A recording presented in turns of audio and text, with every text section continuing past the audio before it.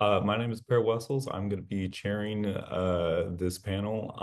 Just to let you guys all know, you guys are being recorded. We're going to eventually try to upload this to our YouTube account. Um, I was not expecting to chair this panel to just a couple of minutes ago, so I'm a little bit scrambling, and I'm gonna ask that you guys introduce yourselves. I know many of you sent me your bios, but I have not had a chance to read through them just yet, at least not carefully. Uh, I believe the first person to go is Leda. I'm going to stick to the order as much as possible, but if she's not here, we'll skip to the next person over, which would be Hanna. Um, which to keep us on track, I think we'll just go ahead and do that. So Hanna, I'm going to give you about like 20 minutes or so, and then I'm going to give you 50 minutes or so, and then I'll hold up this. Oh, can you read that at all? It says 5 minutes still, which I'm realizing now may not be very clearly written. I'll make that a little bit bolder. Um, oh, I think you're muted. No, I can't read it, but yeah, I'll know when you're holding it up. So, I'll make that a little bit bolder. Hanna, please take it away. all right, thank you. So my paper is titled Entering the Invisible Palace, the Philosophy of Metamorphoses and Till We Have Faces. Apuleius' novel Metamorphoses, more commonly known as The Golden Ass, traces the travels of its protagonist Lucius after his quest for knowledge of magic and the spiritual realm goes awry. Along the way, he hears several stories which he relates to the reader, the most famous of which is the story of Cupid and Psyche. Centuries later, C.S. Lewis would take this myth as the basis for his own novel, Till We Have Faces. On first glance, it would appear that the philosophical and spiritual speculations of a second-century initiate into the cult of Isis would be of little interest to a 20th century Christian scholar. However, these two authors concerned themselves with similar themes and took surprisingly similar approaches to evaluating them. This paper will demonstrate how Apuleius, drawing on his extensive knowledge of Platonic philosophy, brings that influence into his telling of the Cupid and Psyche myth. It will further show how Lewis reinterprets these Platonic elements in his retelling, writing through the lenses of Neoplatonic philosophy and the later Christian theology that it influenced. Though he is best known today for his fictional work, Apuleius was also a philosopher who aligned himself with the Platonists. For example, in his Apologia, in which he defends himself against charges of using witchcraft, he alludes several times to a range of works by Plato, hoping to prove that his vast knowledge comes from the careful study of philosophy rather than from sorcery. He also briefly mentions some of his own philosophical works, which function as adaptations of the works of Plato's pupils. Outside of the Apologia, he is known to have translated at least one Platonic dialogue, the Phaedo from Greek to Latin. He also authored two longer works which engage extensively with Platonic philosophy, De Platone and De Deo Socrates. Through these works, we can see how strongly Apuleius was drawn to certain themes in Plato's philosophy. For example, in one section of Apologia, he defends his youthful habit of writing love poetry by appealing to the worthiness of love as a subject befitting a philosopher. Such things are not shameful to write, he says, because the focus of the poems is not on the satisfaction of earthly lusts, but on the spiritual good that comes from erotic love. His insistence that eros can become an agent of virtue, elevating souls by calling to mind the perfection of, quote, the unblemished beauty that they once beheld among the gods, end quote, attests to his belief, as expressed by Plato in the Symposium, in the ability of erotic love to provide a starting point toward the contemplation of higher spiritual truths. This path toward enlightenment, however, is not an easy one, but one which must be sought out and worked toward diligently. In De Deo Socrates, Apuleius stresses the importance of education in helping the soul to realize its true purpose in the contemplation of eternal truths. He argues that by disregarding worldly cares like wealth and fame and instead, quote, arming yourself to study philosophy, end quote, one can attract positive spiritual forces to one's soul so that it may pass into the world of the eternal. Here he echoes Plato's Phaedo and its concern with the purification of the soul through philosophy. In this dialogue, the character Socrates argues that the lustful appetite of man, quote, rivets the soul to the body through his immersion in physical sensation, so that the soul is, quote, only able to view real existence through the bars of a prison and not in and through herself, end quote. Upon death, the soul will be unable to dwell with the gods, and so will remain, and so will reincarnate. On the other hand, the man who avails himself of the help of philosophy will see that, quote, the senses are full of deception, and his soul will begin to trust only in herself and in her own pure apprehension of pure existence, end quote, thus proving herself worthy to meet the gods in the afterlife. Plato underscores that the soul cannot be left to her own devices, but rather must be trained by the study of philosophy. Both of these ideas, that Eros ennobles the soul and that the soul must work strenuously in order to reach the divine, would eventually come to influence Cupid and Psyche. In the novel Metamorphoses, the Cupid and Psyche story comes to us as one of many stories overheard and retold by the narrator Lucius. It concerns a young woman, Psyche, who is so beautiful that the god Cupid falls in love with her and whisks her away to his palace. His mother Venus, however, is jealous of Psyche's beauty, and so to prevent her finding out that they are together, Cupid only comes to Psyche at night and asks that she not attempt to find out his identity. Psyche's happiness is ruined, however, when she takes the suggestion of her envious sisters to try to look at Cupid in the night. They tell her that he is a fearsome beast who means to kill her, but when she looks at him, she discovers how wrong they are and accidentally wakes him before she can retreat. He immediately casts her out of his palace and flies away. Eventually, Psyche surrenders herself to Venus, who demands that she complete 4 impossible tasks to prove her worthiness to be Cupid's consort.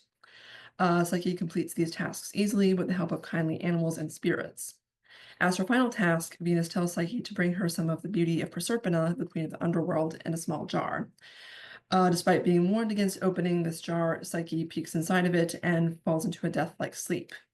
Cupid, having now forgiven her, awakens her and brings her to Jupiter to ask that she be made immortal so that they can be lawfully wedded. Jupiter agrees to this, and the two are married. The basic premise of the myth, how a mortal woman, whose name literally means soul in Greek, becomes immortal after falling in love with and marrying the god Eros, evokes a number of themes that are common in the Platonic corpus, such as erotic love and the soul's progress toward the transcendent. In particular, this myth connects back to one of Plato's most prominent works, the Symposium, and illustrates his ideas on how erotic love can contribute to the spiritual evolution of the lover. Echoing Diotima's monologue in the Symposium, Eros draws the human soul, Psyche, into his world and home, allowing her first to share in the bliss of the gods and then to attain godhood herself. Her path to immortality, however, is difficult, in part due to her innocent and ignorant nature. For example, she appears completely unaware of her sister's envy, despite Cupid's warning her about it. She seems even to disregard her own experiences with her husband, who, though initially invisible to her, is described as soft and sweet-smelling.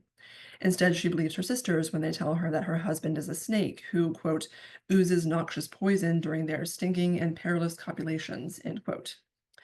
Her artless nature leaves her readily open to deception.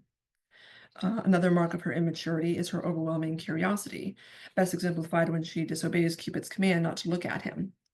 We see reference to this fault of Psyche's again near the end of the tale, when she opens the jar containing Proserpina's beauty and must be rescued by Cupid. Her immaturity and youth position her as the uneducated, unwise soul who has not yet attained the level of refinement necessary to appreciate higher spiritual realities. Repenting of her mistakes, she throws herself on the mercy of Venus and gets supernatural help in completing the impossible tasks set before her. The difficult work she undertakes might be likened to the work of training that both Plato and Apuleius believed were necessary in order for the soul to more fully appreciate essential reality, while the helpful spirits who guide her might be compared to the daimons of which both Plato and Apuleius wrote. In dialogue such as the Phaedrus, the character Socrates refers to a spirit that speaks to him and helps him to recognize his mistakes. Apuleius writes at length about this spirit, which he calls a daimon or daemon, in De Socrates. He explains how the virtuous soul might attract these daemons to itself and so receive the same kind of help that they gave to Socrates. In the Cupid and Psyche story, Psyche's repentance for betraying Cupid and her humble attitude toward Venus show that she's ready to seek the divine on its own terms. In attaining this reconciliation with the divine, she then receives spiritual help similar to the kind that Apuleius encouraged his readers to strive for.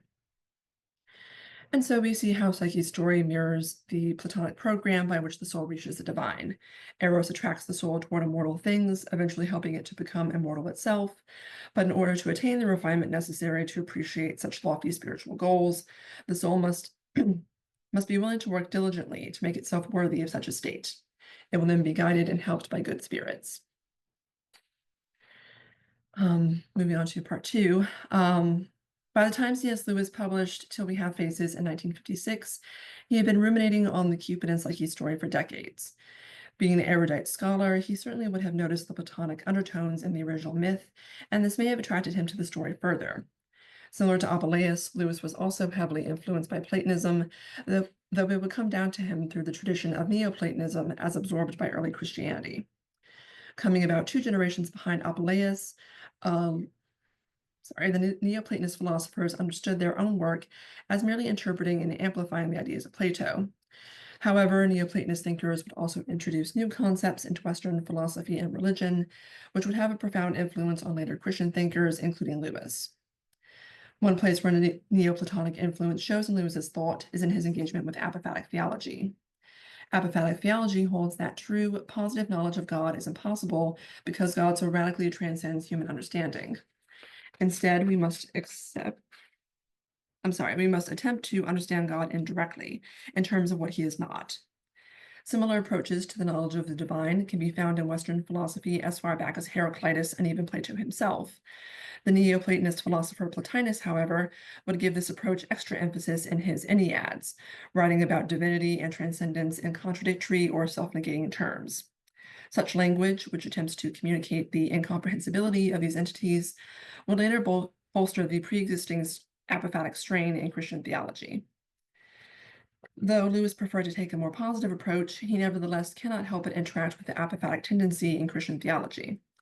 For example, in his essay Transposition, Lewis addresses the materialist argument that spiritual experiences are merely emotional or physiological events. While he rejects this claim, he also admits that, quote, in the full sense, none of us can claim to be a spiritual man, end quote, and our interactions with the divine on earth will always be mediated by inferior signs whose reference we cannot fully understand. While Lewis is not as extreme in his apophaticism as Plotinus himself and some of the early church fathers, he nevertheless believed that only a true theology is one which transcends the power of reason and empirical observation. Furthermore, Plotinus famously posits that the entire physical universe is a living organism animated by the world soul. Essentially, this soul, which is itself divine, is the animating and ordering principle of all reality, permeating all things in the world and yet still transcending the world. It may appear differently in different entities, but because all individual souls have their origin in the world soul, they can properly be called one. While Lewis would not have endorsed all the terms and mechanisms described in Plotinus's thought, his own thoughts on the immanence of God nevertheless present some parallels. In his book Letters to Malcolm, for example, Lewis writes that God is in every creature as, quote, the ground and root and continual supply of its reality, end quote. God permeates and sustains reality in Lewis's thinking, similar to the world soul. This doctrine of spiritual interconnectedness, as well as the apophatic tendency, would both play an important role until we have faces. Part 1 of this novel largely follows the beats of Apuleius' plot, with the beautiful Psyche becoming an object of divine jealousy and being left as a sacrifice on a mountaintop. Days later, while trying to retrieve Psyche's body, her half-sister Orual, who is also our narrator, instead finds Psyche living and happy on the far side of the mountain. Psyche insists that she lives in a beautiful palace with the god of the mountain, but because Orual lacks faith in the god, this palace is invisible to her. Fearing that her sister has been deceived, she visits Psyche again and convinces her to look at her husband in the night. Psyche obeys her and then is forced into exile. Following this disaster, Orual returns home with a deepening enmity toward the gods. She begins writing her own story, part 1 of the novel, as a testament to the cruelty of the gods. Part 2, supposedly composed later, recants Part 1's accusations against the gods. Orual states that, through her own recollections and conversations since the writing of Part 1, she has begun to question the purity of her motives regarding Psyche. She has also experienced several disturbing dreams in which she acts out the labors assigned to Apuleius' Psyche in Metamorphoses. These dreams culminate in a vision in which she learns what became of Psyche after the god left her. While Psyche was forced by the god's mother to undertake these impossible tasks, she did them joyfully because Orual, during her dreams, took all of Psyche's distress upon herself. In the vision, Orual is reunited with Psyche, and the two of them are about to meet the god of the mountain when the story ends. With the shift in perspective to Orual's point of view, it came a shift in emphasis for Lewis. No longer was the story about a simple soul educated and guided by Eros to the heights of spiritual bliss, but rather the story of a hard and selfish soul who reaches divine through a right understanding of Christian love or charity. She finds this understanding difficult to reach, however, because of the seeming irrationality of the gods and their actions. She rails against the faith of the priest, who says in true apophatic fashion that, quote, holy places are dark places, and nothing that is said clearly can be said truly about the gods, end quote. Eventually, though, she makes peace with the gods' obscurity, understanding that it is not their unwillingness, but her own limitations that make her unable to understand them. Adopting a negative theology herself, she ends the book saying, quote, I know now, Lord, why you utter no answer. You yourself are the answer. What other answers would suffice? Only words, to be led out to do battle against other words, end quote. Like Plotinus, she reaches a point where language fails her. However, to reach this point, she first has to have her understanding of the gods transformed by an understanding of charity. We see this take place in part 2 of the novel, after Orual becomes aware of the ways in which her love towards Psyche and others was possessive and abusive. In Orual's final vision at the end of the novel, she watches Psyche go through her labors easily and learns from the spirit of her former teacher that it was she, Orual, who, quote, bore nearly all of anguish, end quote. When she asks how this is possible, the spirit replies, quote, we are all limbs and parts of one whole, hence of each other. Men and gods flow in and out and mingle, end quote. Here we see echoes of the Platonian idea that all things are connected to and through the divine world soul. This connection then becomes the mechanism through which Orual is able to act on behalf of Psyche, suffering in her place and helping her to return to the god through her exercise of self-sacrificial love. It is in this Christian love, and not Eros acting through the spiritual connection forged by common origin, that helps Psyche to reach her goal. This selfless love saves Orual as well, as she is about to be rewarded with a vision of the god himself as the story is ending. In his correspondence with a friend, Lewis wrote that he considered his novel a reinterpretation of the story, since he, quote, very drastically altered the accepted motivation of the story, end quote.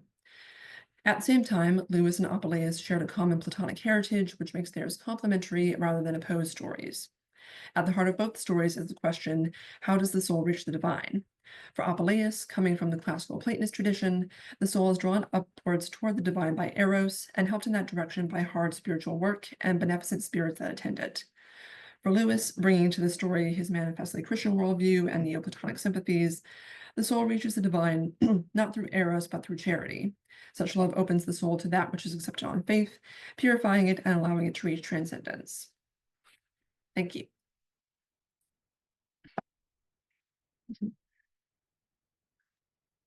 Alrighty. So we're gonna do questions at the end, which means we're going to move on to the next person in the order, who I believe Reanna Brooks. Yes. Hi, I'm Reanna. Oh, my apologies. Yeah, no worries. So same thing. I'm just asking you to introduce yourself real quick and then take it Yep. away. Okay. Hi, I'm Reanna. I am a second year PhD candidate at the University of Oxford, and I study 20th century modernism with a particular focus on Virginia Woolf, print cultures, book history, and bibliography. So my paper today is going to be talking about the Hogarth Press and specifically how Woolf's involvement with craft practices infiltrated her fiction and nonfiction writing. And I have a PowerPoint if I'm able to share my screen. I think I can. Let me see. Can you all see this? Yes? Okay. Okay. All right. I will begin then. Yeah, and thank you to the conveners of this panel and the conference. I know some people were here last second, so thank you for stepping up per. Okay, so this paper is examining the material practices of Virginia Woolf, focusing particularly on her involvement in book production at the Hogarth Press between 1917 and 1921.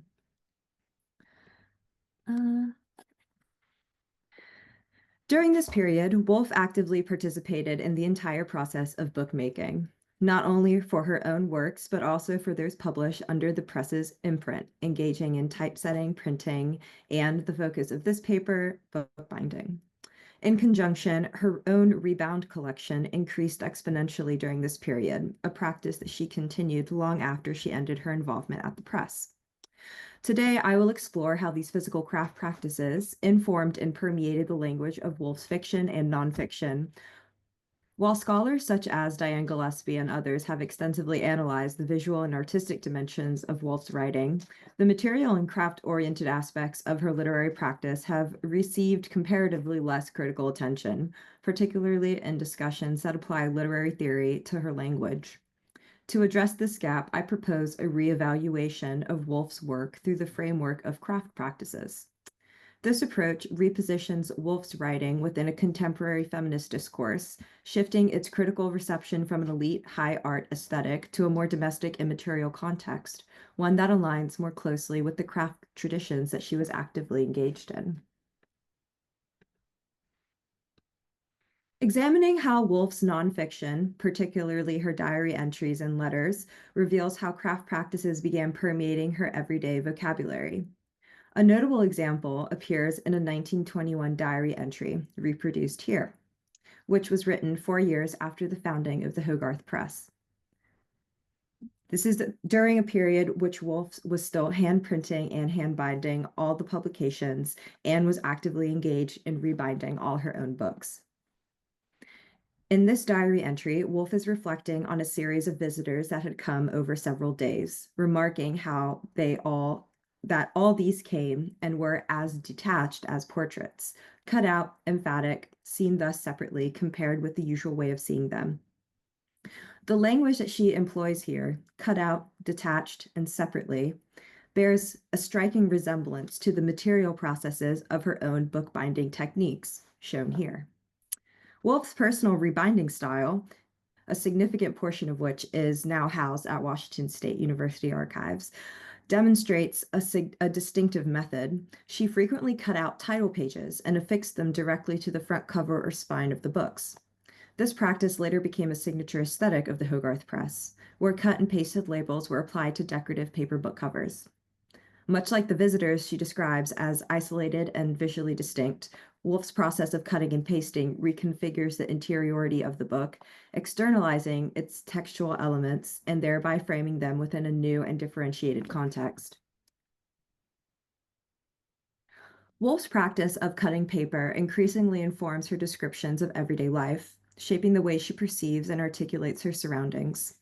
In another diary entry from September of 1921, she writes, "Our garden is a perfect variegated chintz, all bright, cut from colored paper, stiff, upstanding as flowers should be." Here she is once again drawing on the language of bookmaking, explicitly referencing the act of cutting paper while also invoking a variegated chintz, a term associated with woodblock printed fabric papers. Although she appears to have misspelled chintz in the original entry, her description clearly alludes to the 16th century floral woodblock fabric, reinforcing a connection between the materiality of textiles and the aesthetics of bookbinding, as variegated chintz also reflects a material pattern that Woolf frequently sought out and incorporated into the bulk of her personal rebinding projects, as well as some for the Hogarth Press. For instance, as seen in the far right-hand corner, the 1919 edition of Kew Gardens has similar floral wallpaper, and which is prominently featured, and numerous examples of Woolf's own personal rebinding exhibit a clear preference for floral or chintz-inspired pattern paper, and even chintz fabric itself, seen in the middle here. Her invocation of this visual and material language underscores the extent to which her craft processes permeated both her literary and artistic sensibilities. Turning now to examples from Woolf's fiction, Jacob's Room from 1922 stands as one of her most structurally fragmented novels. While scholars have long interpreted its disjointed plot as emblematic of the modernist aesthetic, emphasizing its departure from conventional narrative continuity, The novel's language and fragmented textual form more closely resemble a material process, one of tearing, cutting, and repasting. As Clive Bell remarks, Jacob's Room holds together in unity series of fragmentary revelations, glimpses, glances, and scraps of glances.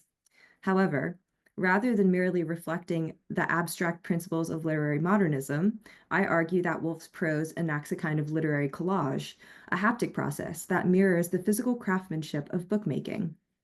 This method aligns with the aesthetic choices she employed in her personal rebinding projects, where she cut and rearranged textual elements to construct new material compositions.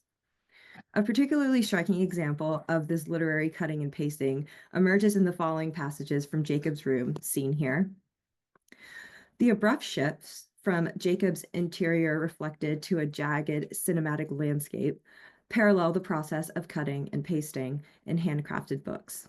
The punctuation, particularly the semicolons, reinforces this fragmentation, mirroring how thoughts emerge in discrete segments rather than as a continuous prose. Each phrase feels distinct, yet loosely stitched together, much like Woolf's rebound books, in which she incorporated scraps of various papers and signatures. Moreover, the phrase cut off from the whole thing not only conveys Jacob's isolation, but also resonates with Woolf's bookbinding practice, where she was physically cutting and repositioning sections of a book and detaching them from their original context to create something new. The reference to triangular spaces further evokes the geometry of cut paper fragments, underscoring how Woolf's prose, much like a handcrafted book, is consciously assembled rather than seamlessly produced. Bookbinding, printing, and typesetting occupied a significant portion of Woolf's time in 1921 to 1922, the period during which she was drafting Jacob's Room. Many of these craft practices appear to have infiltrated the novel, whether consciously or through an unconscious slippage. For example, in a 1922 diary entry, Woolf reflects on a period of creative stagnation following an illness, as seen in the top paragraph. This passage closely parallels a moment in Jacob's Room, suggesting that Woolf's experience of creative struggle found its way into the novel itself, as seen in the bottom paragraph. So, in this passage from Jacob's Room, Woolf presents the paper and the knife in the works of Byron as objects of remembrance, both of which are directly associated with the physical act of cutting, and by extension, bookbinding. The presence of these items is unlikely to be incidental. Rather, it suggests a moment where Woolf's material engagement with books, her tactile interaction with cutting, assembling, and rebinding, subtly infiltrates her literary imagination. This intersection between her craft practices and her writing underscores the extent to which her creative process was shaped by her hands-on experiences with book production, reinforcing a deeper entanglement between the physical and the textual in her work. Within Jacob's Room, literary images are continuously added, removed, and replaced, with pages left either metaphorically blank or densely layered with overlapping imagery. This process reflects the patchwork, homespun quality of Woolf's rebound books, which often appear haphazardly assembled from disparate pieces of solid and patterned paper, reinforcing a modernist aesthetic of visual disruption. This ethos of cutting and pasting and assembling also characterizes Woolf's early experimentation with hybrid visual and textual forms, evident in her simultaneous work in bookmaking at the Hogarth Press, and most notably in her collaboration on Hope Mirless's poem Paris, while she was simultaneously drafting Jacob's Room. And also just want to note that this is possibly the work of Byron that she was referencing in her first diary entry from the previous slide, which is kind of cool. Okay, so Woolf identifies the typesetting of Paris as one of the most challenging tasks that she faced while at the Hogarth Press, attributing the difficulty to the text's unconventional use of punctuation, irregular line breaks, distinctive margins, special characters, and overall lack of typographical coherence. According to Laura Marcus, Woolf was writing Jacob's Room while simultaneously typesetting Hope Mirless's Paris, a poem. which she argues had a profound impact on Woolf's deliberate fracturing and disjointing of the novel. Similarly, Adele Cassignol suggests that the page layout and narrative sequencing of Jacob Room may reflect the manual typesetting process in which Woolf was actively engaged. To build on this, I suggest that there is also a direct convergence between the bookbinding of Paris and the writing of Jacob's Room, reflected in the incorporation of both literary imagery within the text and physical material overlap of both the text's covers. To first look at the literary connection, consider the following passage from Jacob's Room alongside the two color variations of Paris's cover papers. The language used in this passage, perhaps coincidentally but nonetheless noteworthy, closely parallels the visual elements of the pattern paper covers of Paris. While the book contains numerous instances of color-heavy imagery, this particular passage, positioned near the beginning of the novel, coincides with the period when Woolf was finalizing the binding and distribution of Paris. The holograph drafts indicate that this stage of production also aligns with Woolf's diary entry, in which she notes that the book had been bound and completed, though she still had to make corrections to 160 copies by hand. Perhaps more significantly, the holograph draft of Jacob's Room Part 1 is bound using the exact same pattern paper Woolf selected for Paris. While Woolf is known for repurposing decorative papers to rebind her drafting notebooks, for example, her use of a beige and red Japanese vellum of 2 stories to cover her Mrs. Dalloway's holograph draft, the temporal overlap suggests a deeper material connection. At the time she was binding and typesetting and editing Paris, she was also completing the first part of Jacob's Room and binding it in the exact same pattern paper. This act materially and visually links the two works, underscoring and perhaps confirming their shared creative contexts.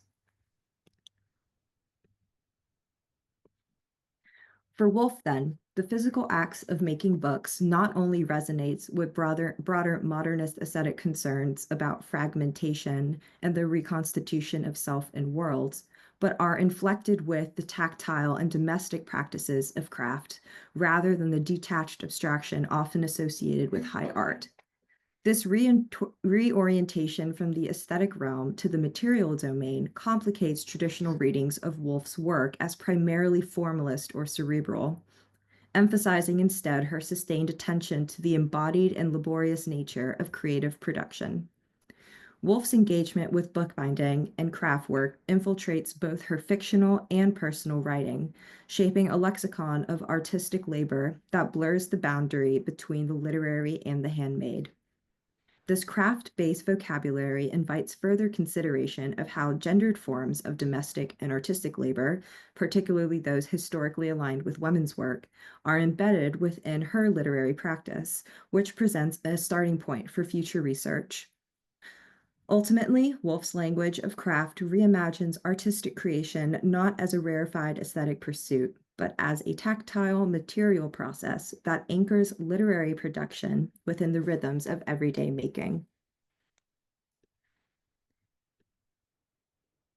That's it. Thank you.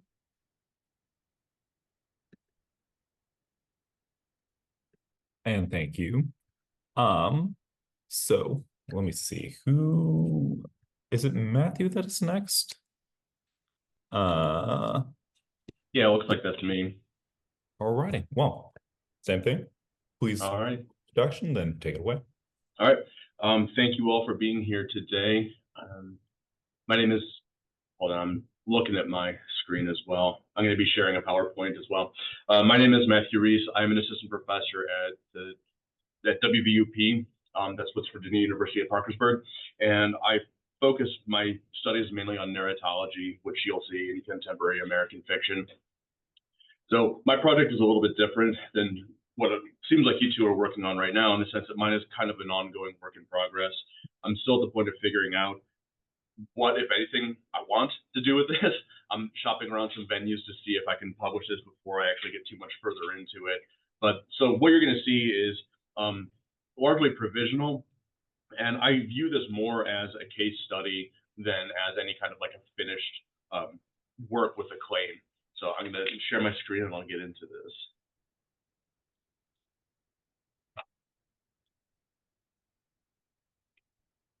All right, can you all see this? All right. So the ambiguity of open endings can cause a great deal of uncertainty, and horror is often built upon the notion of multiple interpretations and the space that is between the known and the unknown, where we can find a lot of fear. For this reason, horror is often characterized as an epistemological genre. It can shape what we conceive of the world. Sorry, I'm losing my place here a little bit. But for all this narrative uncertainty, we can see what is contained within the text versus what appears to us thematically. Paul Tremblay extends uncertainty beyond the pages of his fiction to the nature of his narrative. The metafictional techniques that Tremblay uses serve multiple purposes. First, they work to erode confidence in the narrative itself. It uses multiple narrators at different diegetic levels. Tremblay can create countertexts that challenge the primary text. This, of course, challenges the authority of the text and calls into the question the primacy of that text as well. So I'm going to work through some terms here because I know that narratology is not everybody's thing. So these are things that we'll be talking about frequently throughout the course of this. The primary or the narrator's text, this is the whole thing together. It's structured and presented by a narrator. This is something that was defined by Mike Ball in narratology. This is also termed diegesis by Gerard Jeanette in narrative discourse. An embedded narrative is a form of, embedded narrative is a narrative that exists within a larger narrative, so it would be like stories within stories. This can contain intertextual references to other texts. It can have multiple focalizations and include re-narration. This is also the way that Ball defines it, and Jeanette terms this meta-diegesis. Metatextual commentary is a form of embedded narrative text that comments on the primary text. There can also be embedded non-narrative text that could include editorial commentary or something that's outside the fiction of the primary text. Paratext has a couple of different definitions. Ball defines this as footnotes, titles, graphics, author's notes, all the other printed material that is not part of the narrative text. However, within the primary text, Tremblay frequently embeds paratext. This could be non-fictional additions that supplement the primary narrative that are diegetically separate from the primary narrative. And I think that we can extend this definition in light of the variety of metatext and embedded text that I'm going to show you that Tremblay is using. For the purpose of the project, I'm going to define paratext as a collection of embedded and paratextual metafictional techniques that Paul Tremblay uses to disrupt, add to, or comment upon the primary text. In addition to this, Gerard Jeanette refers to paratext as thresholds, placing the reader on the outside and the text on the inside. For him, the paratext is liminal. It's both a part of the primary text and not. So something like an argument, or where I'm going with this, is that paratexts not only call into question the primacy of the primary text and the validity of the story being told, but they also disrupt the epistemological truth of the telling. Paratexts extend the narrative uncertainty that horror has long exploited to include uncertainty about narrative structures and our ability to tell stories.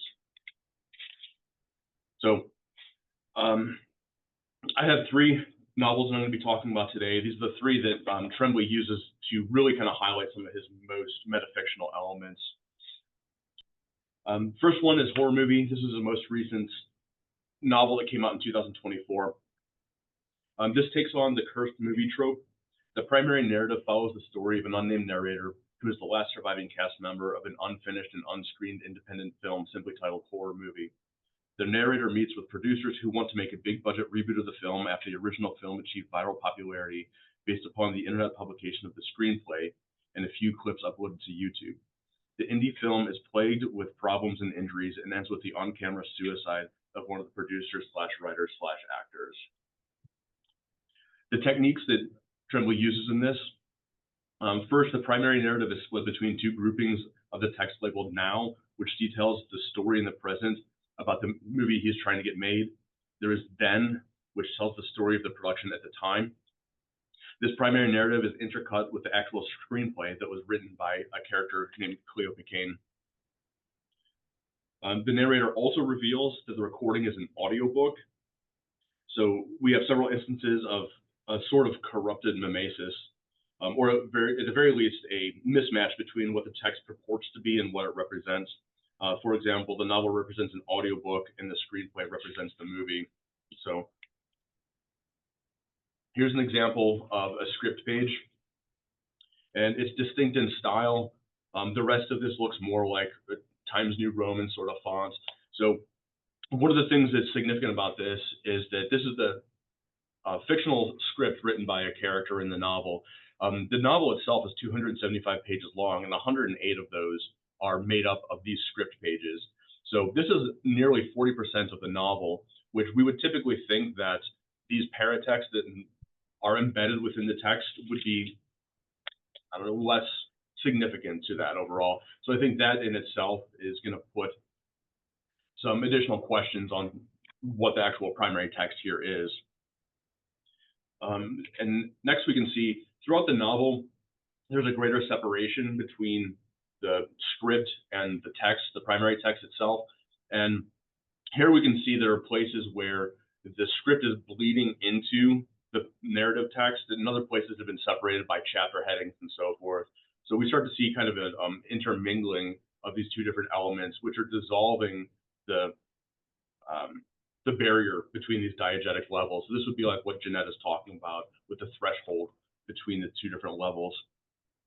And then finally, the narrator calls his own authenticity or participation in the movie into question. We find out in one of the scenes of the movie, the character of Pinky is partially amputated in a torture scene by accident.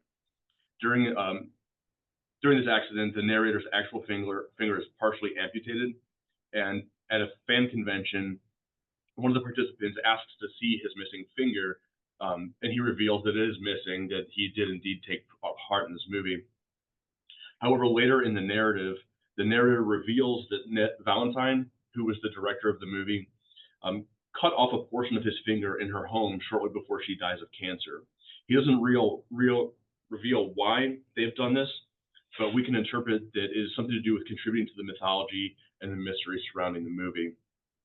So all of these narrative tricks serve as levels of mediation between the narrator and the reader. The diegetic levels are constantly moving as we find out more things about the book and that we're reading as an actual audiobook and so forth, which makes us wonder how the script pages would have been read and differentiated in audio format. The script breaking the boundaries of diegesis toward the end of the book seems to indicate a spreading of the movie's influence, which has grown over the course of the novel. And finally, the revelation of the fake pinky amputation reveals the way that the mythology of the movie was purposefully manipulated, and the reader is forced to question again the reliability of the narrator. He lied about this aspect of the film, so why should we trust other aspects of his narration since he is so tied up in the movie and its production? His reliability is further pressed when he does something literally monstrous and impossible at the very end, and his body transforms. We can't know the end of the story, as everyone is dead at the end of it, and it's impossible to ever divine the story at all. The next novel I want to talk about is The Pallbearers Club from 2022. So the novel mimics a memoir written by Art Barbara, who tells us in the very first line of the novel, quote, "I am not Art Barbara." The plot of the primary narrative is that Art started something in his high school called the Pallbearers Club, where he meets his best friend, Mercy. This is written from Art's perspective as a mid-40s man looking back on his life. Art had scoliosis and had back surgery before going to college, as did the author, Tremblay, that left him weakened and with lifelong back pain. Art also begins to drop hints that he feels especially worn out after spending time with Mercy, and he develops the idea that Mercy is a kind of energy vampire that is feeding off of him. This plot will fully surface later and be stated outright as the plot moves along. The primary narrative is heavily commented upon by Mercy herself, who corrects Art's story, commenting on his fabrications and even reminisces about her friend, who we find out has died in a mysterious way. She does this by literally writing on Art's pages in red ink, making both marginal comments and longer terminal comments at the end of each chapter. So this is an example of what that looks like. You can see she's marking up the text almost as a teacher or an editor would, and she's adding her commentary to it. There are more metafictional elements to the story beyond the few that I mentioned here, but the main thing I want to discuss is the interplay between the primary text as narrated by Art Barbara and the metatextual commentary as provided by Mercy. In the primary text, Barbara calls attention to his own doubts about what was happening to him at the time of his friendship with Mercy. Though they were estranged for long stretches during their lives, they always had a tight bond, and Mercy seems to be hurt at his characterization of their friendship and of her using him. And although still fictional, Mercy's Paratext seem to bridge a gap with the reader. It is extra diegetic to Art's story, so it has the feeling of being closer to the reader, but this is an illusion. It exposes a threshold between diegetic levels in the text that is designed to question and disrupt that primary text. So here's another example. On the left-facing page, you can see more of her commentary, and on the right-facing are the terminal comments that she leaves that tend to undercut the story that Art is telling. And since Art has died, we can't know if this was intended to be a novel or a memoir. Mercy keeps insisting that it's a novel. He seems uncertain about this at times. Mercy literally gets the last word when she found this manuscript in Art's house after his death. This also gives the illusion that the reader is, that her rendering is more true than Art's. This is where the interplay gets interesting. Art shows doubt about Mercy's reliability throughout his narrative. In his story, that she is a vampire feeding on him, if this is true, then she's been lying and using him the whole time. But Mercy comments on his story, calling it a novel and pointing out what she sees as lies or exaggerations, which are things that both a liar covering her tracks and someone who is innocent might do. The reader is left in a bind and cannot decide who is telling the truth. The implication is that when faced with multiple perspectives on a single story, we're put into a similar bind. We have to make more or less arbitrary decisions about what we think the truth is. Truth in history here is created in the telling, and is not a true retelling in a sense. It's a performative speech. And finally, I'm going to come to A Head Full of Ghosts, which is a 2015 novel. This one probably represents the most diffuse and interconnected set of texts of the three of these, and there can be a lot to unwrap. In some cases, this is a little bit less artfully done than into the latter novels, which is one of the reasons why I want to address it last. This novel also represents the most connections with other novels as well. So Tremblay refers to these events in the Pallbearers Club. He's similar to other horror authors like Stephen King will set things in one particular location. He's also a New England author who sets a lot of his work in Rhode Island, and in particular, a small town called Beverly. He also has a couple of short stories that comment on some of the events that take place in A Head Full of Ghosts. So this novel opens with a reporter named Rachel Neville, who is interviewing Mary Barrett about a reality show that featured her family 15 years before that was titled The Possession. The show followed the exorcism performed on Mary's sister, Marjorie. Mary narrates the story in first person. She's 23 years old, and the events that she discussed took place when she was 8 years old. We also have paratexts that are presented to us without introduction or commentary, and this is in the form of a blog titled The Last Final Girl, and this is written as a rewatch or a recap of that same reality TV show, The Possession. And this is going to recur throughout the course of the book. And in addition to the chapters that narrate Mary's discussions with Rachel Neville, there are chapters that Mary narrates at the time of the filming of the TV show. And this last makes up the bulk of the novel. So the central events of this book are re-narrated to us multiple times in multiple different media. The first is Mary's narration of the filming of the TV show, as told 15 years later. The second is the actual reality TV show itself, titled The Possession. The third is Rachel Neville's book project about the show and the family. This is, of course, a fictional novel that's a fictional work that's in progress, and we don't actually see that. There is Mary's analysis or review of The Possession in her blog, The Last Final Girl, that she writes under the false name of Karen Brissett. And Mary's narrated discussions about the show with Rachel for her book in the narrative present. So we've got 5 different retellings of these kind of same events that are taking place.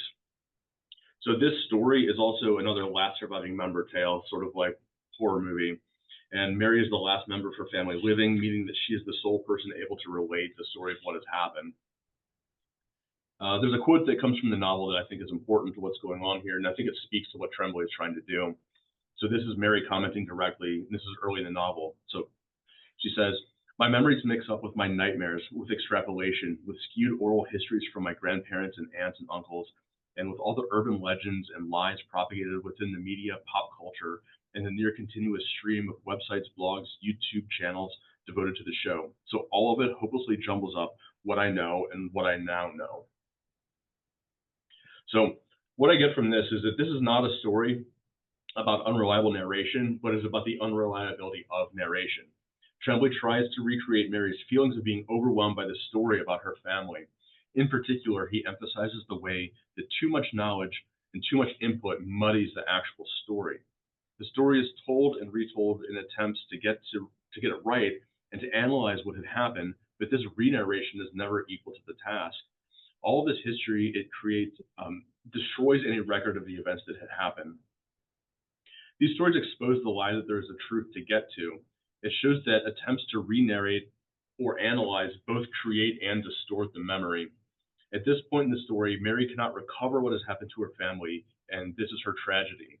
Remember, it hopelessly jumbles up what I knew and what I now know. But this points to a deeper tragedy in our ability to reconnect with history, the trauma that Mary and her family experiences. Narration never gets back to the original event, and this is a lesson that we will learn again in the Pallbearers Club and in the horror movie.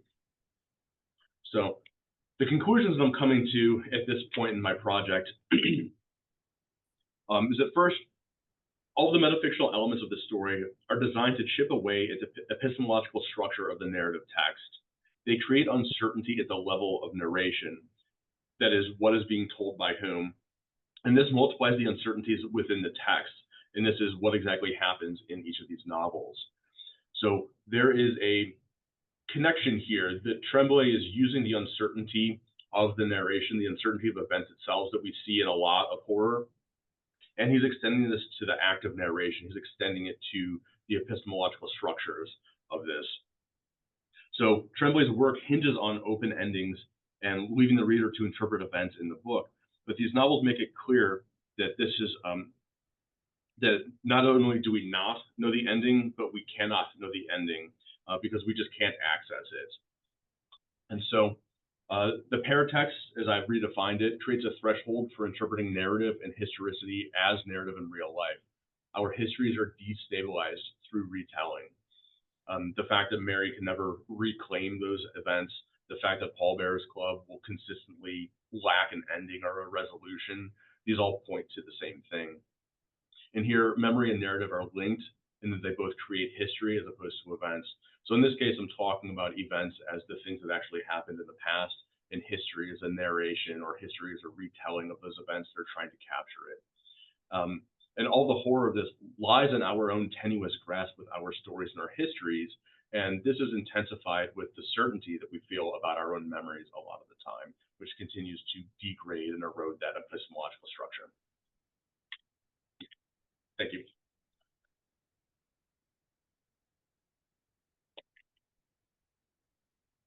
Alrighty. So let me see. I think that's all of our panelists for today. Let me double check that I'm not incorrect about that. If anybody here has not presented, please let me know. Okay, we should be good.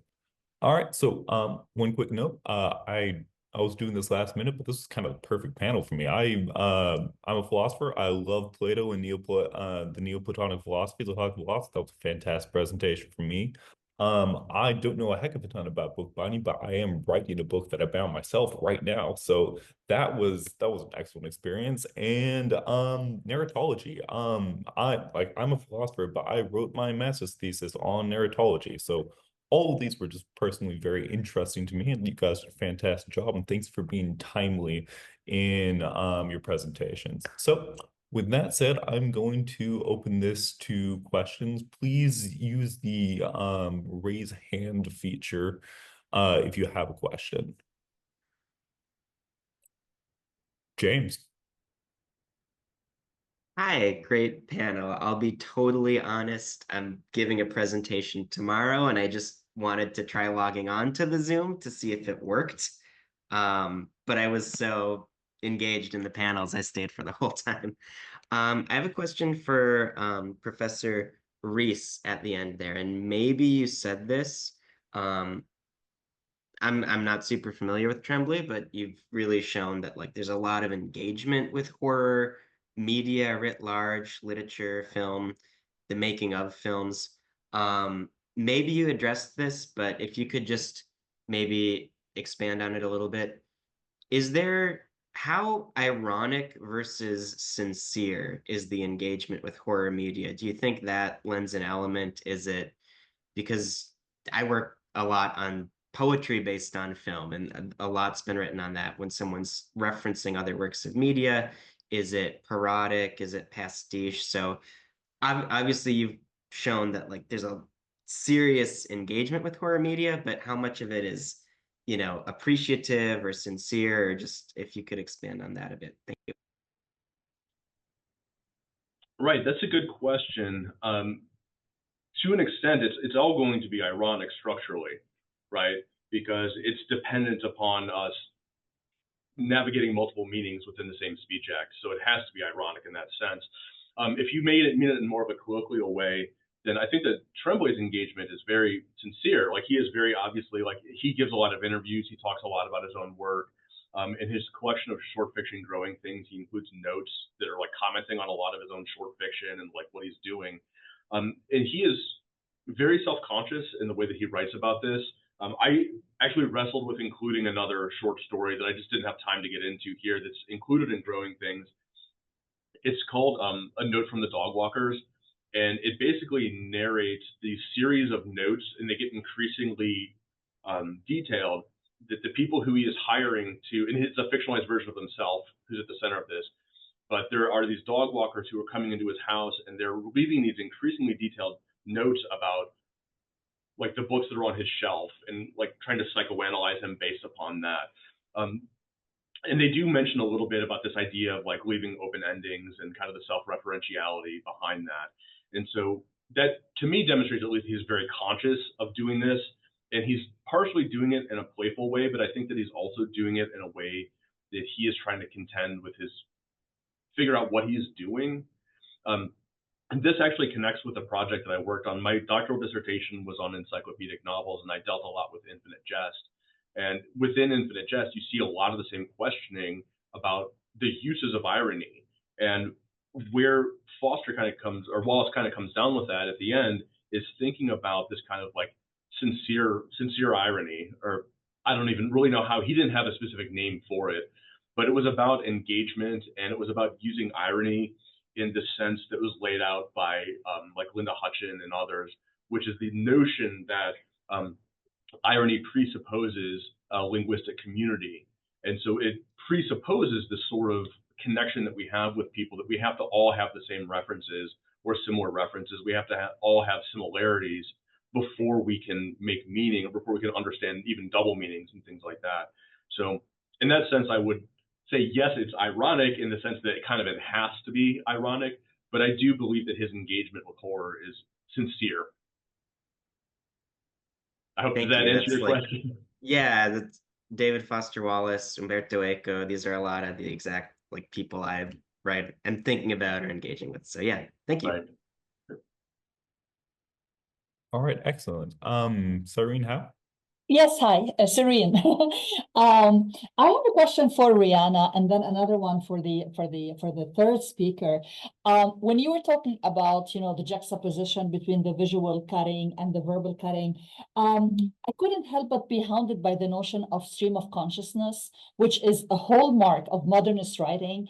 And isn't the whole idea of stream of consciousness that sort of ideas bleed into one another, and that there's rather continuity than say snippets being drawn together and straight lines existing that separate them instead of that bring them together? So how do you reconcile the notion of stream of consciousness, which is abundant in Virginia Woolf's writings? I'm thinking of Mrs. Dalloway, I'm thinking of To the Lighthouse, both of which I'm more familiar with than Jacob's Room. So how does that sort of like pan out with the opposite, which seems to me to be the opposite methodology of arranging one's words on paper? Yeah, that's a really great question. So the particular novel, Jacob's Room, was written in 1922, and that was her first quote unquote experimentation with the modernist aesthetic. And at that time, she was beginning to craft the stream of consciousness style that she later becomes famous for, but it hadn't exactly panned out for her yet. I think that we start seeing the real stream of consciousness coming out in those later novels like Mrs. Dalloway or To the Lighthouse and the Waves, especially. But in 1922, when she was publishing and writing this, and she was also very much engaged in crafting and bookbinding, typesetting and printing, I think that those craft practices were influencing her writing at that early stage in her career. And then as her writing career really took off after Jacob's Room, that's when she turned away from the craft practices and focused more on writing and art, fine arts, painting, sculpture. She began to be really interested in going to art museums. She became really close friends with Roger Fry and Duncan Grant, working closely with Vanessa Bell. And once she kind of embraced the fine arts, that's when the stream of consciousness really came to an apex in her writing. So I think in this earlier book, you're right, it is a little bit weird when you think of Virginia Woolf. You don't think stream of consciousness because that's kind of what she's known for. But yeah, I think in her earlier works, when she's still working that out and she is still very much engaged in bookbinding, that's when we see a little bit different style in her writing that changes as she develops. So it does change. That was my question. Yes, absolutely. Okay. All right. So your argument holds for her earlier writings. Yeah. Yes. Yeah. Also, So Freud's influence, the whole notion of free association was beginning to take hold among literary critics, right? And writers. The idea that one thing leads to another without any apparent logic, right? So yeah, absolutely. Yeah, so I'm only looking from the period of 1917 to 1921. Right, you mentioned that. Yeah. Okay, good luck. It sounds fascinating. Yeah. Thank you.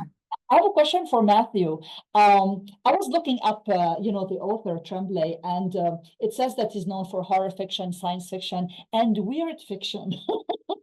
Could you tell us what weird fiction is? Because everything you told us about this high level of metatextuality and intellectuality seems pretty much weird in and of itself, right? But obviously that's not what is meant by weird fiction. So could you tell us what the word means, what the definition is trying to say of weird fiction? Sure. I can attempt to do that for you, although that itself is not necessarily fully defined.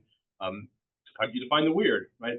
So this is a genre that really emerged in like the first decade of the 21st century, and it kind of coalesced around China Mieville and the writing that he was doing. Yes. Where it's kind of a branch from science fiction, but it includes elements of fantasy and horror and mythology.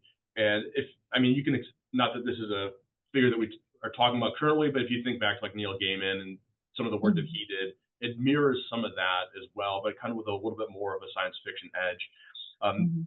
Mieville in particular is very highly aware of the critical conversations that are going on around and very self-consciously builds that in. And since then, the category of the weird has kind of expanded to include kind of these like vaguely Lovecraftian sort of methods as well. So this kind of like, again, pulling in things like either created or real mythologies, this bridge between fantasy. It's very, I think, like what I was talking about with the horror novel, that's epistemological in nature, in that we can't grasp the reality of the world, which I think is very Lovecraftian in its basis, and then becomes the root of a lot of like Gothic fiction and horror. Some of the connections that I was going to make in this that I didn't really have time to address were connections with like Mark Z. Danielewski's House of Leaves, but this even connects to things like The Turn of the Screw and the way that frame narrative functions with our uncertainty and the unknowability of things like that, and even Frankenstein with its frame narrative. So these are like long histories that are being incorporated into that. And I think like weird fiction is going to touch upon a lot of those different elements, but it ends up being this intermingling of things because it doesn't really fit into any one of those categories. I think it's most closely associated with science fiction, but it's not really even that. It's an umbrella term, in a sense. It's an umbrella term. Yes, yeah, that's the way to think about it, I think. Okay. Have any of his novels been turned into movies? Because it seems to me it would be very difficult to do film adaptations of such highly intellectual novels. I mean, Stephen King's comment, is actually fascinating, but also wherein lies the horror in all of this intertextuality, really? I didn't touch upon that as much because that really takes place at the narrative level. And what I was interested in was these kind of the paratext, the intertextuality, the metafictional aspects of it. Right. And so the novels do involve quite a bit of some of it's body horror. A lot of it is just kind of uncertainty and unknown. That likes to touch on those sorts of things a lot. He is, I mean, we have both mentioned Stephen King, and I think that Tremblay bears some similarities with Joe Hill as well, and kind of, but Hill is kind of a more metatextual, self-aware. Being Stephen King's son, he's kind of, you know, he's grown up and all of that. So his like that 21st writings that he's done, I think, reflect some of those aspects as well. So it's there. It's just not something I commented on in this paper. Sure. Thank you. Alrighty. Well, if there are no other questions, I do have a quick one for Hanna. Oh, sorry, do you have a question? I think you're muted. Yeah, I was gonna ask Matthew a question also. But if that's all right. Yeah, so you're talking about Tremblay's unreliable narrators and how that contributes to this like feeling of uncertainty. And I know that's kind of a long tradition in horror fiction, is, you know, like in Edgar Allan Poe, he has pretty much all of his narrators are unreliable. I was wondering if there what kind of precedent there is for some of the things that Tremblay's doing, specifically like having another character amend the text that's being written by the main narrator, or, you know, things like that. Is, yeah, I guess I'm wondering like what else in the history of horror is kind of similar. It has this kind of intertextual component to it that Tremblay's fiction has, if there's anything. I mean, the one that springs to mind most immediately is Dracula. I mean, that's an epistemological text that is stitched together. There's no like primary narrative text. It's all paratext. It's all letters. It's all newspaper articles, and it's like ephemera. So it's all kind of scattered and it's brought together. It's not doing exactly the same thing that Tremblay is doing. That Tremblay is doing this, I think, in order to create confusion and to create uncertainty in the texts. But I mean, if you ask if it's a part of horror, I think like from the beginning it's baked in, like that and Frankenstein and some other ones that are doing kind of similar things.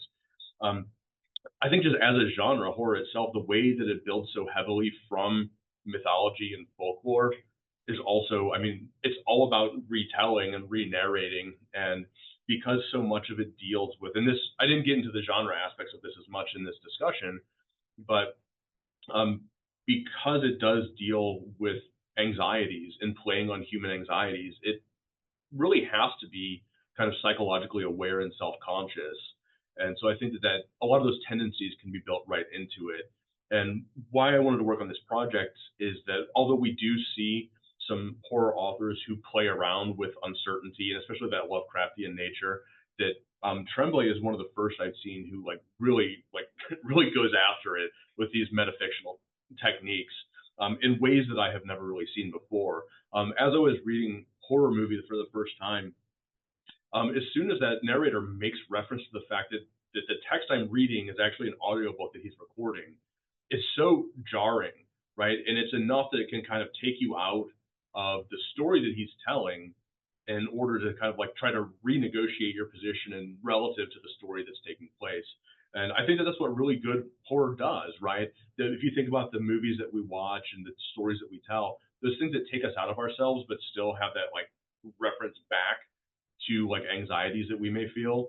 I think that those are the most successful ones. And I think that he's approaching it in a very intellectualized way that I can appreciate as well. I really like the narrative aspects of it. So that was like kind of an entry for me into this genre fiction. I was honestly just reading his novels just for fun because I like them. And this was something I stumbled across. And after I had gotten to the second novel that was doing something that I saw as being kind of similar, that's when I started putting this whole project together. Yeah, thank you.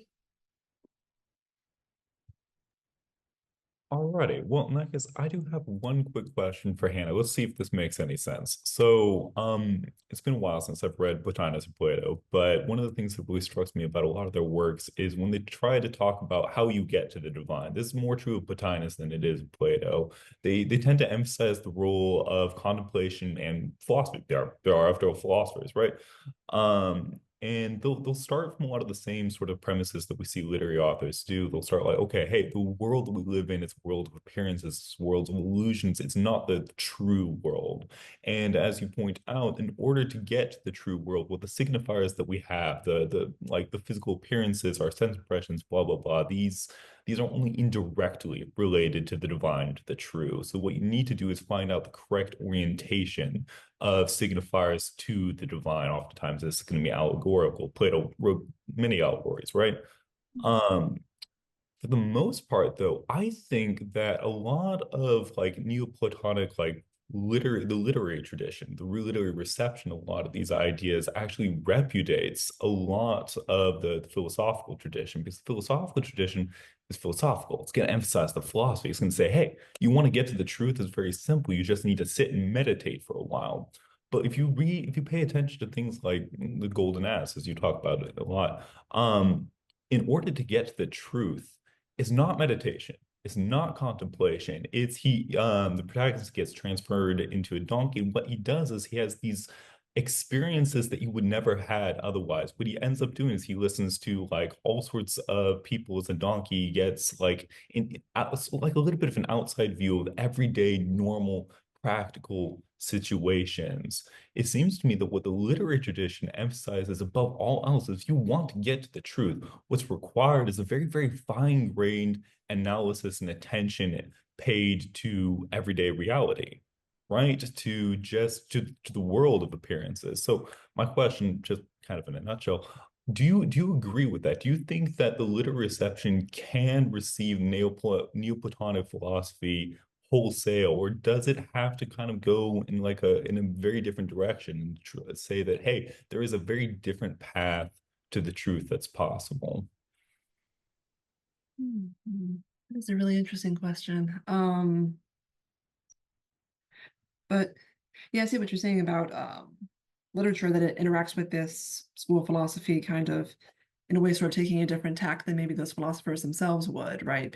Plato famously banished poets from his ideal republic because he's like, oh, they just tell lies, and it's, so they're not important. But then, writers like Lewis very much believed in using fiction and art as a means of, enlightening oneself and eventually, attaining to the truth.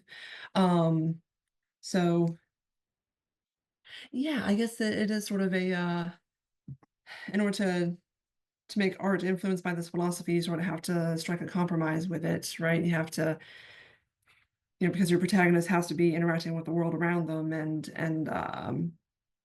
having different experiences. So yeah, I suppose it is sort of a maybe it gets away a little bit from the letter of these ideas in order to try to give a fuller picture of the spirit of it, a way that people can respond to better and integrate into their own thinking more easily. Yeah, so does that answer the question, or is there?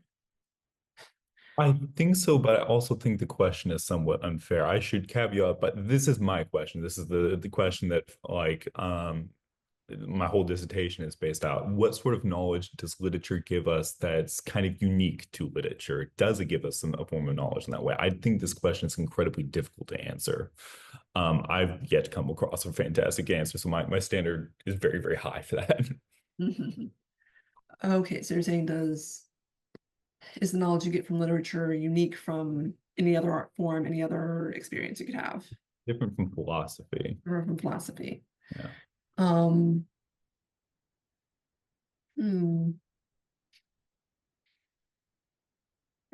Yeah, I'm not sure if I have a super scholarly answer for this. I personally, based in my studies, my interactions with other scholars and writers and people like that, I think it kind of depends on the person. I think some people are gonna respond better to the the more philosophical, analytical sort of literature, whereas other people are going to have it mediated to them through art and through things that seemingly things are more worldly, so to speak, that seem to like kind of get away from that philosophical spirit, but then are still imbued with it in a way. All right, excellent. Well, I'm going to give like a second if there's any other questions floating around there. I think we're all good then. In that case, I'd like to give a short round of applause to all of our panelists. Thank you for participating today. I think we'll wrap it up then. Excellent work. I'm not actually going to close the room or anything like that. So we just stay tuned and write Wes for the next session. We just Yes. stay, nothing changes, everything stays okay. We Yeah, don't we're connect gonna and be okay. yeah, No, we're I gonna mean the Zoom room stays open until the next session, I believe, right? yes, I will Oh, be okay, that was my question. So we don't have to reconnect. Okay.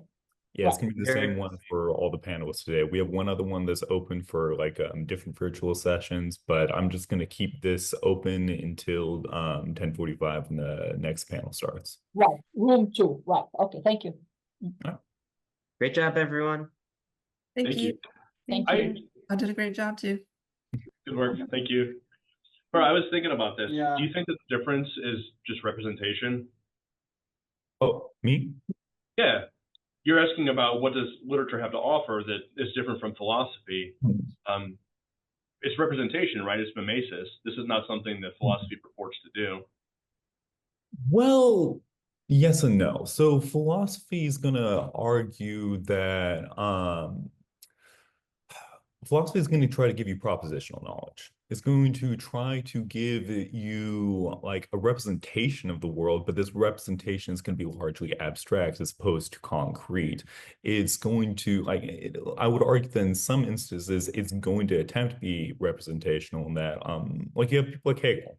Right? Hegel's phenomenology of the spirit, it's arguably kind of a narrative. It's arguably a Bildungsroman that just it's telling the narrative of spirit and spirit attempting to like reach full self-realization, which is going to involve an antagonist, like the negation of spirit, right? So this get to me that gets close to representation. The heart of the distinction for me is that philosophy tends to claim to be the dispassionate quest for the truth, right? Whereas what literature is often going to do is it's going to involve some sort of emotional engagement. And that seems to me very interesting because if you're going to say, okay, to get to the truth, and Plotinus does this a lot, to get to the truth, you need these emotions are bad. Desire is bad. Desire is going to like tie you into the material world, and the material world is false. So you need to get rid of all that and just become pure contemplation. That seems to me like bullshit, right? Like that doesn't seem to be a good way of getting to the truth. Your emotions seem to have a very, very integral tie to our experience of anything like truth.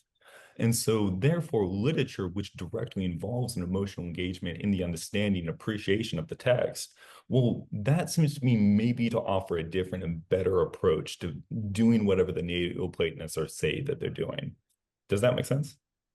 To some extent. I mean, I think it depends on if you're viewing the work of philosophy. Is it actual representational? As in, is it commenting on the knowledge that we have, or is it creating knowledge? And I tend to think, in my view at least, philosophy is more invention than discovery.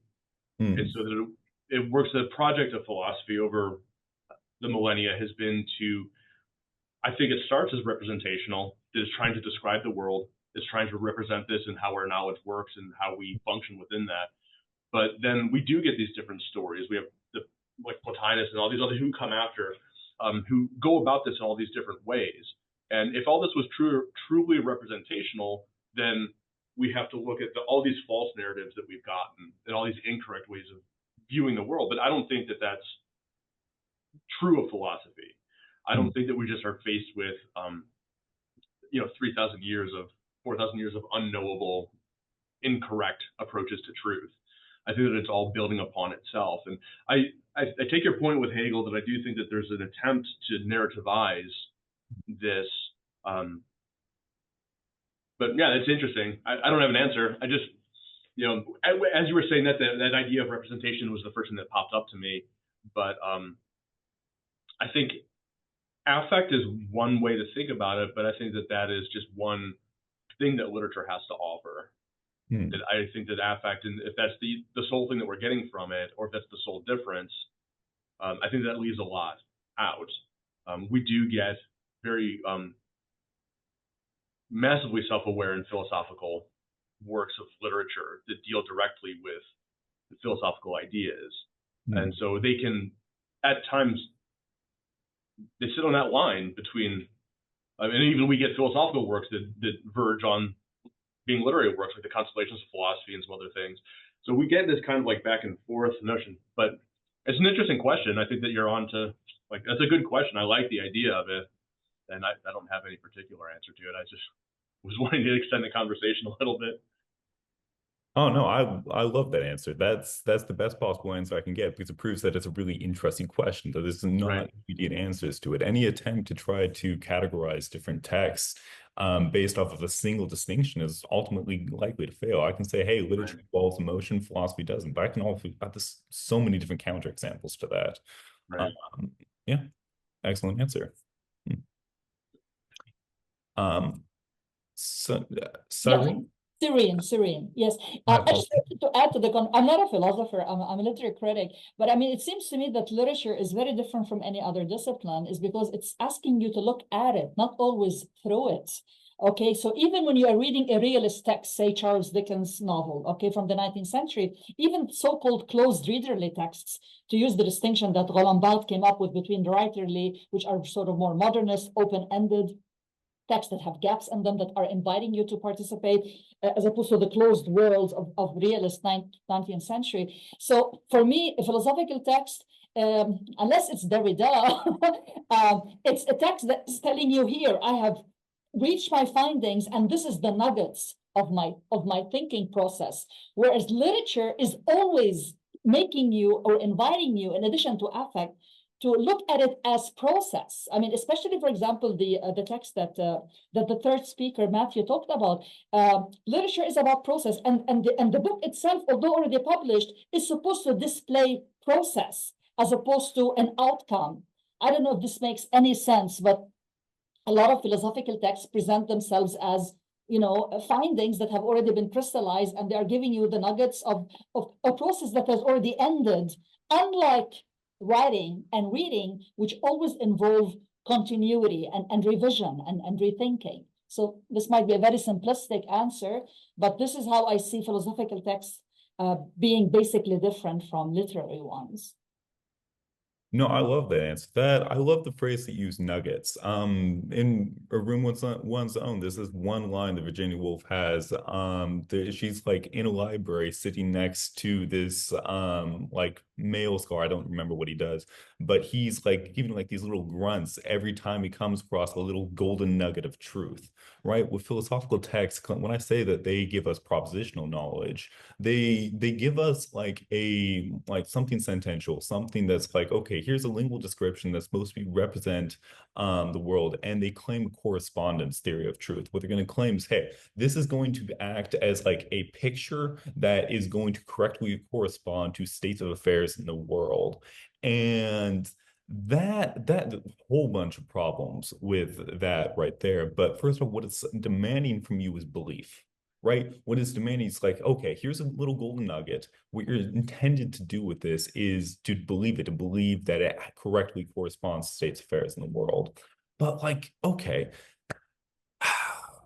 I have a lot of issues with that theory of truth because I'm very Wittgensteinian on that front. But what I think literature can offer, and what I think you get very well, is it's more of a process. It's not going to say, hey, you need to believe this, or you can disbelieve it, and then that's it. What it's going to say is more like, okay, here's here's something that's a little bit provisional. Here's something that you can work through yourself and try to imagine, incorporate, and change. Or it's something that you can use and say, hey, okay, you have this whole conceptual apparatus that you use to understand the world. You have a whole set of schemas. And instead of trying to figure out, okay, let's add something to this conceptual apparatus, what it's going to do is try to ameliorate it. It's going to try to like work within that set of concepts to see if we can try to figure out a better way of orientating them towards the world. I don't know that that actually makes any sense.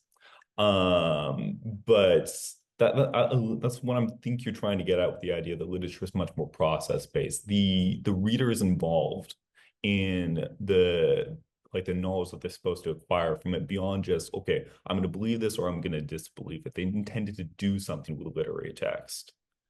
It makes sense? Absolutely. I mean, literary texts are not didactic. They're not meant to be. Even realist novels are didactic.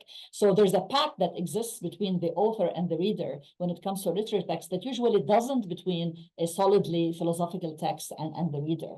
There, you're supposed to buy into the discourse. You're supposed to believe what they're saying. They're giving you the nuggets of their thinking. Whereas an author might actually accuse you of treason as a reader. He might actually attack you. He might think of you as not being on the level that he or she would.